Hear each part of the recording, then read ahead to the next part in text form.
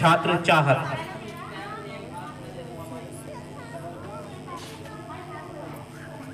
सर्वप्रथम यह हमारे छात्र गर्दन वाले अभ्यास करके आपको दिखाएंगे।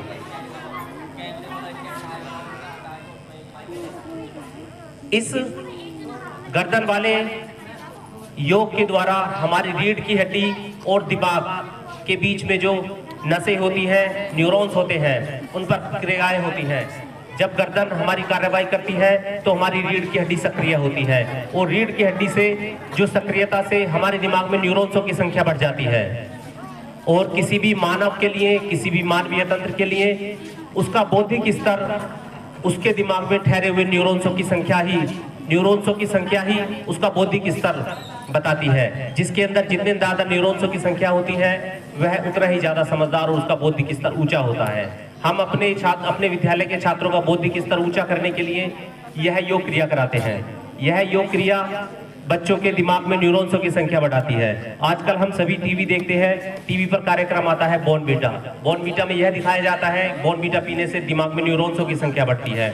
मगर हम कई हजार वर्ष पुरानी प्राचीन और योग पद्धति के द्वारा अपने छात्रों में न्यूरॉन्सों की संख्या बढ़ाते हैं, जिससे इन छात्रों का बौद्धिक स्तर ऊंचा होता है और इस क्रिया के द्वारा बच्चों की रीढ़ में से एनर्जी निकलती है और वह दिमाग में जाती है, न्यूरॉन्सों की संख्या बढ़ाती है। आजकल मॉडर्न साइंस भी मान रहा है जिन बच्चों में न्यूरॉन्सों की संख्या ज्यादा होती है वह ज्यादा बौद्धिक स्तर में और ज्ञान में ज्यादा अग्रसर होते हैं, ज्यादा अग्रणी होते हैं पढ़ाई में। इस गर्दन वाले अभ्यास में 5 योग क्रियाएं होती हैं। गर्दन को दाईं तरफ घुमाना, गर्दन को उसी तरीके से आराम से बाईं तरफ घुमाना, गर्दन को फिर गोल गोल घुमाना। इससे क्या होता है, रीढ़ की हड्डी और हमारे दिमाग के बीच में आपसी तालमेल बहुत अच्छा हो जाता है।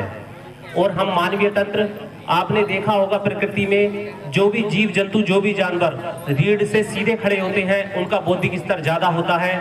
जो रीढ़ के समानांतर होते हैं उनमें बोध का स्तर कम होता है। जैसे कि पशु होते हैं, गाय भैंस होती है, उनकी रीढ़ सीधी होती है तो उनका बौद्धिक स्तर कम होता है। मनुष्य की रीढ़ जमीन के समानांतर सीधी होती है, जब सीधी खड़ी हुई होती है तो मानवीय बोध स्तर बड़ा होता है। इसी तरीके से चिंपैंजी और बंदर का भी बोध स्तर गाय और पशुओं से ज्यादा होता है। यह योग रीढ़ और मस्तिष्क में न्यूरॉन्सों की संख्या बढ़ाने के लिए था। इसके बाद हम नाड़ी शुद्धि क्रिया कराते हैं। हमारे शरीर में 72,000 नाड़ियां होती हैं, 36,000 दाईं तरफ, 36,000 बाईं तरफ। इंगला और पीड़ा, जो सुषमा नाड़ी होती है वह मुख्य नाड़ी होती है, उससे हमारे शरीर में ऊर्जा बहती है। जब हम छात्रों को नाड़ी शुद्धि क्रिया कराते हैं तो नाड़ी शुद्धि क्रिया में 36,000 बाईं तरफ और 36,000 दाईं तरफ नाड़ी शुद्धियां हो जाती हैं। हमारा शरीर एक ऊर्जा तंत्र से बना हुआ होता है। आजकल हम देखते हैं नया युवा होता है, जवान होता है, मगर वो थका थका सा रहता है, उसके अंदर ऊर्जा नहीं है, उत्साह नहीं है, उमंग नहीं है। इसका सबसे बड़ा कारण है कि युवा जो है या हमारे जो आजकल पुरुष हैं वह अपने ऊर्जा तंत्र को संचालित नहीं करते हैं। ऊर्जा तंत्र को संचालित न करने के कारण ही युवावस्था में भी युवा थके थके मांदे रहते हैं।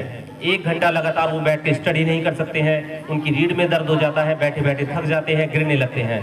मगर हम अपने विद्यालय में नाड़ी शुद्धि क्रिया के द्वारा 72,000 नाड़ियों की पूर्ण शुद्धि करा देते हैं। उससे ऊर्जा तंत्र पूरे शरीर में संचालित हो जाता है और ऊर्जा तंत्र इस तरीके से संचालित होता है कि छात्र कभी थकते नहीं है, कभी हारते नहीं है। चाहे 1 घंटा स्टडी करें या 2 घंटा बैठकर स्टडी करें, खेल के मैदान में हो या अपने घर के किसी काम में हो, यह बिना थके बिना मांदे लगातार कार्य करते रहेंगे। नाड़ी शुद्धि क्रिया के द्वारा शरीर में ऊर्जा संचालित की जाती है और हमारी भारतीय संस्कृति में कई हजार वर्षों से यह होता चला आ रहा है।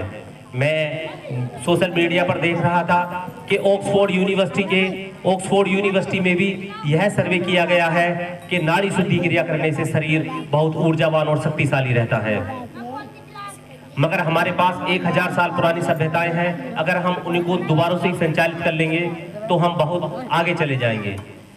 इसी क्रम में न्यूरॉन्सों की संख्या दिमाग में बढ़ने के बाद, शरीर को ऊर्जावान करने के बाद हम कराते हैं छात्रों को ध्यान की क्रिया। नित्य प्रतिदिन की यह हमारी क्रियाएं हैं। ध्यान के माध्यम से छात्रों के मन में आने वाले विचारों से ऊपर हम छात्रों को लेकर जाते हैं। हमारा मन 3 तरीके से, हमारे शरीर में 3 तरह की अवस्थाएं होती हैं। एक होती है मन की अवस्था, एक होती है बुद्धि की अवस्था और एक होती है चेतना की अवस्था। जो व्यक्ति मन से चलते हैं वह सामान्य व्यक्ति होते हैं, जो बुद्धि से चलते हैं वो उनसे थोड़ा ऊपर होते हैं, मगर जो व्यक्ति चेतना से चलता है वो सर्वश्रेष्ठ व्यक्ति कहलाता है। इस भारतवर्ष में सिर्फ गिने चुने ही सर्वश्रेष्ठ व्यक्ति हैं, इस पूरे दुनिया में सिर्फ गिने चुने ही सर्वश्रेष्ठ व्यक्ति हैं, क्योंकि जो व्यक्ति चेतना से चलेगा वह पूरे विश्व में अपना नाम करेगा। इस योग ध्यान की क्रिया के द्वारा हम अपने छात्रों को आने वाली सांसों पर ध्यान केंद्रित करने के लिए कहते हैं। जिस व्यक्ति ने अपनी सांसों पर ध्यान केंद्रित कर लिया है, समझो उसने अपने जीवन को जीत लिया है। वह अपने मन से ऊपर हो गया है, वह अपनी बुद्धि से ऊपर हो गया है, वह चैतन्य हो गया है जिसने सांसों को जीत लिया है। भगवान बुद्ध कहते थे, जिसने अपनी सांसों पर ध्यान एकाग्र कर लिया है, समझो उसने पूरे विश्व को जीत लिया है। सांसों पर ध्यान देना इस ही सबसे बड़ी बात है। इस ध्यान के माध्यम से हम छात्रों पर सांसों पर ध्यान देना और आसपास की आवाजों पर ध्यान देना और शरीर में हो रही क्रियाओं पर ध्यान देना करते हैं। अगर किसी छात्र को कोई छात्र अगर पढ़ता है, विद्या अध्ययन करता है, पढ़ाई करता है, तो उसका मन इधर उधर भागता रहता है। अगर छात्र ये ध्यान क्रियाओं के द्वारा अगर ध्यान करेगा, वह ध्यान क्रियाओं के द्वारा ऐसी अवस्था में पहुंच जाएगा, अगर वो किसी विषय के बारे में एक बार पढ़ लेगा, सुन लेगा या समझ लेगा, तो वह उसके मस्तिष्क पटल पर जब तक वह जीवन रहेगा तब तक वह अमिट छाप रहेगी।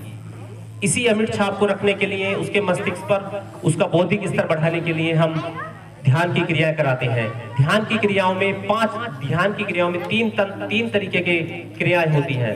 पहले सांसों पर ध्यान देना होता है, फिर ओम की आवाज निकालना होता है। ओम की आवाज निकालने से पूरा शरीर वाइब्रेट होता है, जिससे हमारा शरीर पूरी तरीके से वाइब्रेट हो जाता है। और उसके बाद हम बिल्कुल आंखें बंद करके दोनों भुवों के बीच में ध्यान लगाने के लिए कहते हैं। आंखों के बीच में सिर्फ यह है मिनटों की, बताने में तो बहुत लंबा समय लग रहा है, बताने में तो इसका बहुत ज्यादा समय लग रहा है, मगर यह हमारे यहाँ मिनटों में कार्रवाई होती है।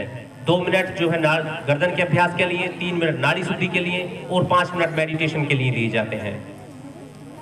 और मेडिटेशन के द्वारा मैंने यह देखा है कि छात्रों के अंदर बहुत परिवर्तन मैंने देखा है इन योग क्रियाओं के द्वारा।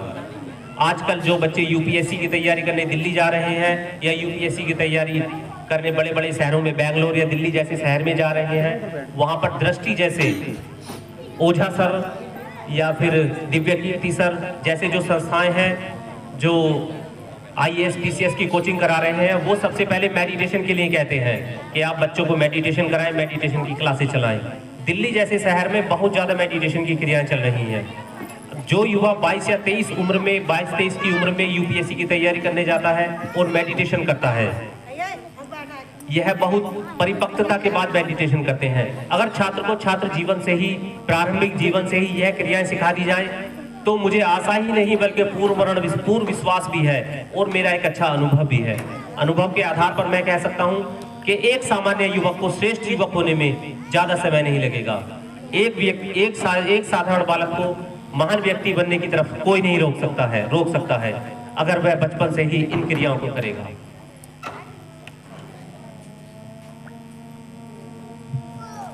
ओम का उच्चारण हो रहा है 7 बार।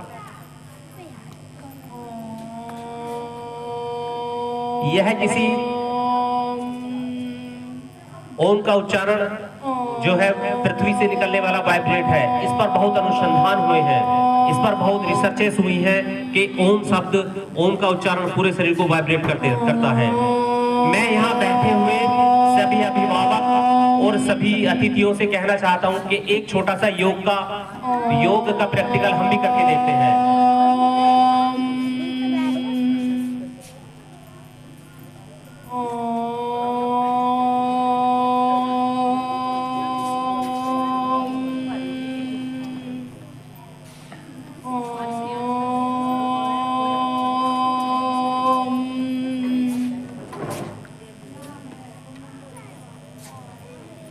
यहाँ पर जो भी अतिथि बैठे हैं, आए हुए अभिभावक बैठे हैं, मैं उनसे कहना चाहता हूँ एक योग का छोटा सा प्रैक्टिकल अभी हम करके देखते हैं। सभी अपनी अपनी जगह रीढ़ सीधी करके बैठेंगे, यह मेरा निवेदन है।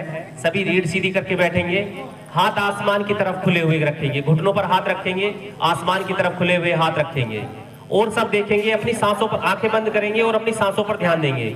कि मेरी सांस कहां तक जाती है, मेरी सांस पेट तक जाती है या मेरी सांस सीने तक जाती है। हाथ खुले हुए आसमान की तरफ, आंखें बंद।